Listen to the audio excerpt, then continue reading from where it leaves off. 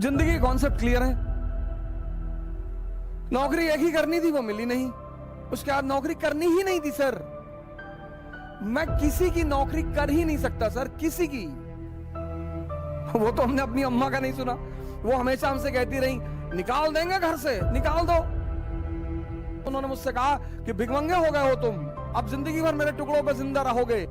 Sir माँ बाप की मोहब्बत महान तो होती है सर, कभी कभी उनकी नफरत बड़ी फायदेमंद होती है सर। लेकिन संघर्ष डरने की चीज नहीं है सर, संघर्ष मजा लेने की चीज है सर। कोई नहीं है, कोई किसी को फोन मिलाओगे काट देगा। जो संघर्ष से डर गया वो मर गया।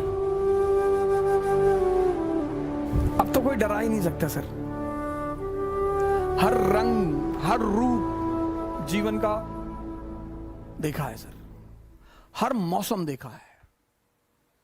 जिंदगी कॉन्सेप्ट क्लियर है। नौकरी एक ही करनी थी, वो मिली नहीं। उसके बाद नौकरी करनी ही नहीं थी सर। मैं किसी की नौकरी कर ही नहीं सकता सर, किसी की। मैं जिसके भी साथ काम करता हूं उसको एक बात स्पष्ट तौर पर बोल देता हूं, हुक्म मत चलाना। वो तो हमने अपनी अम्मा का नहीं सुना। वो हमेशा हमसे कहती रही, निकाल देंगे घर से, निकाल दो। अगर राजा मनकापुर थोड़ी हो कि 10,000 बीघा खेत है तुम्हारे पास, निकाल दोगी। कितना खेत होगा? 15 बीघा होगा, 20 बीघा होगा, 30 बीघा होगा, बहुत होगा 50 बीघा होगा। राजा कुंडा थोड़ी हो कि 1 लाख बीघा खेत है, निकाल दो। 15 बीघा खेत के लिए गुलामी, धमकी मत दो।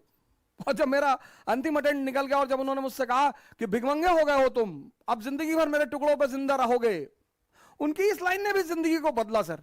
मैंने कहा ताने मत दो, कहीं दे रही हूं, हिम्मत है तो जी के दिखाओ। हाँ, मैंने कहा दिखाएंगे। बोली जा रहे हो क्या घर से? मैंने कहा जी। हाँ, बोले तो ये कपड़ा भी उतार दो, ये पैंट, ये शर्ट और वो अंडरवियर बनियाइन, वो भी मेरे ही पैसे की है। बहुत ताव है तो उतार के जाओ। सर मां बाप की मोहब्बत महान तो होती है सर, कभी कभी उनकी नफरत बड़ी फायदेमंद होती है सर।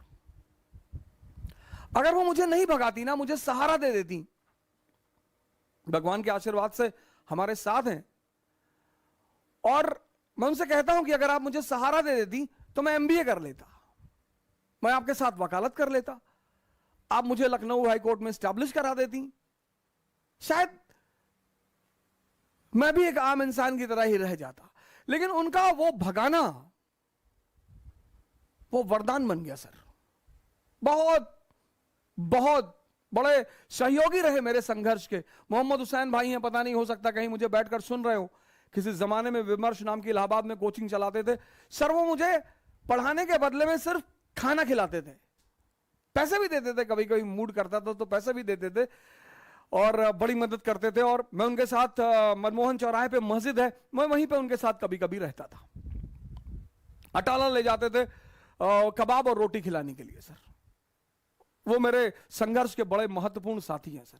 इंसर्च एकेडमी चलती थी, कुंदन राय भाई हमारे, पता नहीं हो सकता शायद हमें कहीं सुन रहे हो, उन्होंने बड़ी मदद की सर। सबसे अहम आदमी जो रहा, जिसका नाम मैं लेना चाहूंगा, वह है सुरेश सिंह। एटीएन एकेडमी चलाते थे सर। वो पहला आदमी है मेरे जीवन में जिसने मुझे एक अच्छी रकम मेरे हाथ में रखी पढ़ाने के एवज में। अरे कहा हो जा सर, आप पैसा ले जाइए और कभी आपको जरूरत हो तो हमसे मिलिए। अभी इलाहाबाद हाईकोर्ट में वो प्रैक्टिस करते हैं Suresh Singh.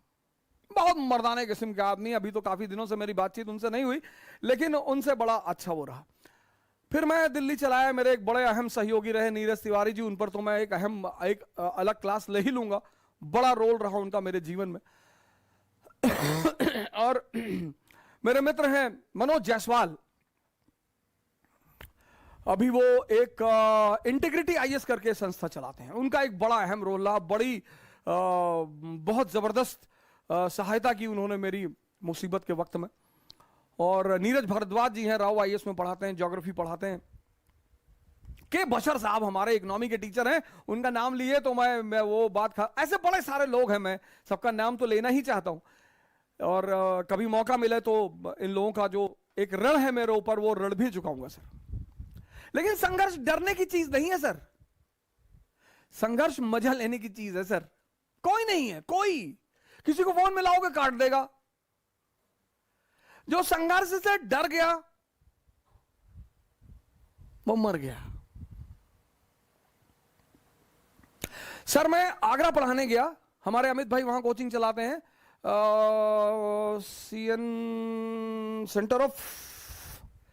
Centre of ambition, ऐसे कुछ नाम है उनकी कोचिंग का, सेंटर ऑफ एम्बिशन आगरा में है, बड़ी फेमस कोचिंग है, अमित भाई चलाते हैं, अमित सिंह हमारे, बहुत जबरदस्त आदमी, बड़ा फैंटास्टिक टाइप के आदमी है। आज भी हमको बुलाते हैं वो। आप आगरा एंटर करेंगे तो एक चौराहा पड़ता है, वही चौराहे पे उनकी कोचिंग है, सेंटर ऑफ एक्सेलेंस या सेंटर ऑफ एम्बिशन, ऐसे कुछ नाम है उनकी कोचिंग का। तो मैं उनके यहां पढ़ाने गया, क्लास लेने गया, तो सर मेरे जो कपड़े थे पढ़ाने वाले वो गीले थे, पैसा था नहीं जेब में, और कॉल आ गई कि भाई आपको वहां आके पढ़ाना है। मैंने कहा यार वहां पढ़ा देंगे तो 10-20-25 हजार रुपए मिल जाएंगे। तो सर नीरज तिवारी ने क्या किया, वो जो मेरे कपड़े गीले थे वो बंदा, हम यहां से आए सराय काले खां, और सराय काले खां से हमने बस पकड़ी और हमें आगरा जाना था, तो वो रास्ते भर वो मेरी शर्ट को बाहर ऐसे लटकाए रहा कि हवा चलेगी तो सूख जाएगी।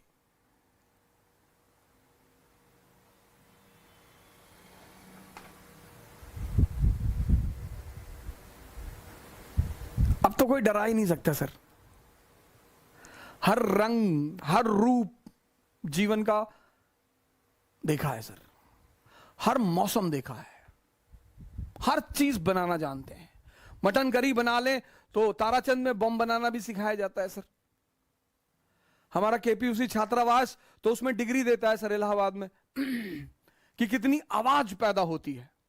इलाहाबाद एक बहुत ही महान सेंटर है सर, बहुत महान, विद्या का क्षेत्र है, हिंसा का क्षेत्र है, क्रांतिकारियों का क्षेत्र है, और उसको फिर से एक बार भारत के पटल पर उभरना पड़ेगा।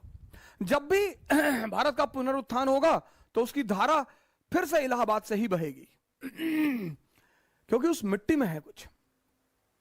हमारे यूनुस खान साहब हैं, परिवर्तन आईएएस चलाते हैं, बहुत ही जबरदस्त आदमी, पॉलिटी पढ़ाते हैं, और क्या पॉलिटी पढ़ाते हैं सर। तो मैं ये कहना चाहता हूं कि संघर्ष अब तो सर ये लगता ही नहीं सर।